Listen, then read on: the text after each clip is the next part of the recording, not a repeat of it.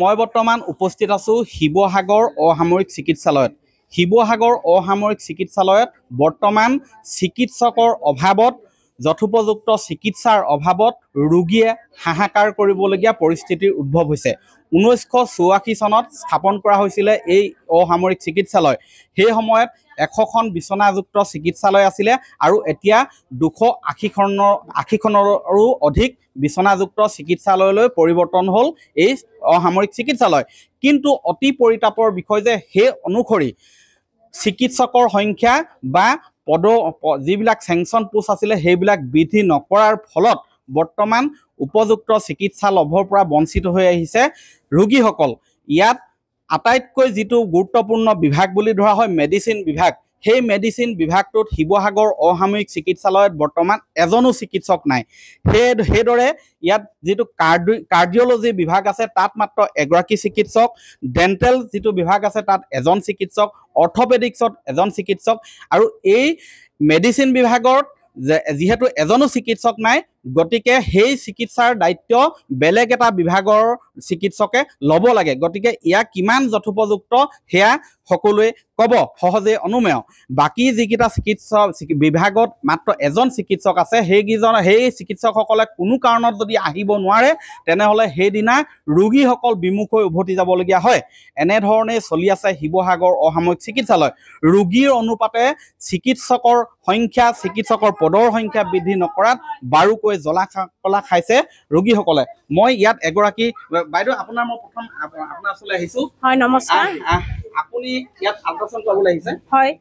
কেতিয়া আপুনি দেখুৱাইছিলে? 17 তাৰিখে। আৰু আজি 23 তাৰিখ, আজি আমাৰ আছে আল্ট্ৰাচাউণ্ড। হয়। আচলতে 17 তাৰিখে মই দেখুৱাইছোঁ যে 17 তাৰিখে তেখেতে ইয়াত আল্ট্ৰাচাউণ্ড কৰিবলৈ দিছিলে, কিন্তু সেই অনুসৰি চিকিৎসকৰ সংখ্যা কম কিন্তু ৰোগী বেছি, সেয়ে আজি 23 তাৰিখত আহিছে। গতিকে 17, 18, 19, 20, 22 এই 5টা দিনত এগৰাকী ৰোগী যিকোনো পৰ্যায়লৈ যাব পাৰে। গতিকে চিকিৎসাৰ বাবে অপেক্ষা কৰি থাকিবলগীয়া হৈছে 5 দিন। মই এগৰাকী জাতীয় সংগ্ৰামী সেনা অসমৰ ৰিদীপ আছে, কি ক'বা? দুৰ্ভাগ্যজনক এটা বিষয়। 1984তে এষ্টাব্লিছ শিৱসাগৰৰ এইখন অসামৰিক চিকিৎসালয়। শিৱসাগৰৰ আচলতে হাজাৰ হাজাৰ মানুহৰ আশাৰ একমাত্ৰ স্থান এইটো, কিন্তু অতি দুৰ্ভাগ্য এটা বিষয় যে 1984তে এষ্টাব্লিছমেণ্টৰ সময়ত আচলতে চিকিৎসালয়খনৰ যিখিনি ডক্টৰ বা ইয়াৰ যিসমূহ ষ্টাফৰ আচলতে এলটমেণ্ট আছিলে, তেতিয়াৰ পৰা আজি প্ৰায় 40টা বছৰৰ ওচৰা-ওচৰি হ'ল, তেতিয়ালৈকে আচলতে একেধৰণেই থাকিল।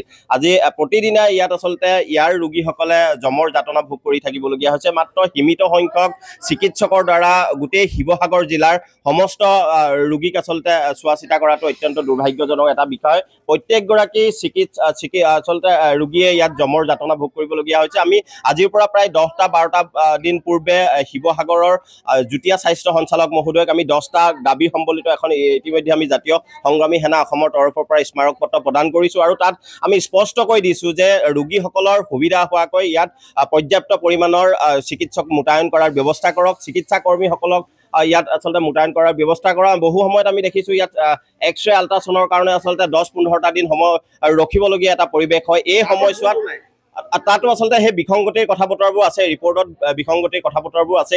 এই 10-15টা দিন এজন মানুহে আল্ট্ৰাচাউণ্ড, এক্সৰে এনেধৰণৰ আচলতে ৰোগ নিৰ্ণায়ককাৰী যিসমূহ কাম কাজ কৰাৰ কাৰণে ৰখিবলগীয়া হয়, এই সময়ছোৱাত নিশ্চিতভাৱে এই ৰোগীগৰাকীৰ জীৱনৰ প্ৰতি চৰম ভাবুকিৰ সৃষ্টি হ'ব পাৰে। গতিকে এতিয়াও সময় আছে, সময় থাকোঁতেই শিৱসাগৰ এই অসামৰিক চিকিৎসালয়ৰ অধীক্ষক মহোদয়লৈ আমি আহ্বান জনাইছোঁ, যুটীয়া স্বাস্থ্য সঞ্চালক মহোদয়লৈ আমি আহ্বান জনাইছোঁ।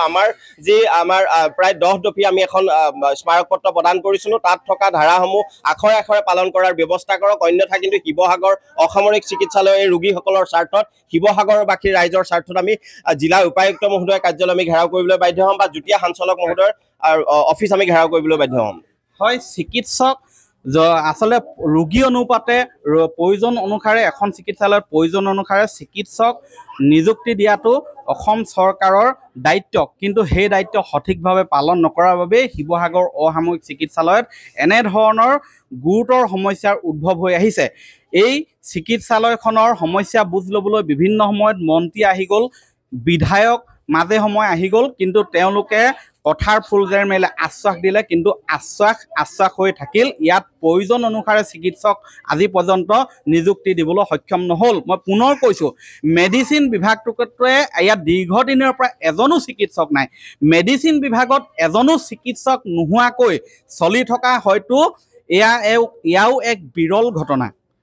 যি শিৱসাগৰ অসামৰিক চিকিৎসালয়খনেই হৈছে চিকিৎসালয়ৰ ক্ষেত্ৰত সৰ্বসাধাৰণ ৰোগীৰ বাবে প্ৰাণ কেন্দ্ৰ স্বৰূপ। সৰ্বসাধাৰণ যিসকল ৰোগী, দৰিদ্ৰ পৰিয়ালৰ দৰিদ্ৰ সীমাৰেখাৰ তলৰ ৰোগীসকলে ইয়ালৈ আহে চিকিৎসাৰ বাবে, কিন্তু মেডিচিন বিভাগটোতে এজনো চিকিৎসক নথকাকৈ এই শিৱসাগৰ অসামৰিক চিকিৎসালয়খন চলি আছে। আপুনি বিচৰা বাতৰি পাব কেৱল নিউজ 18 এপত। নিউজ 18 এপ ডাউনলোড কৰিবলৈ স্কেন কৰক এই QR কোড। গুগল প্লে ষ্টৰতো পাব এই নিউজ 18 এপ।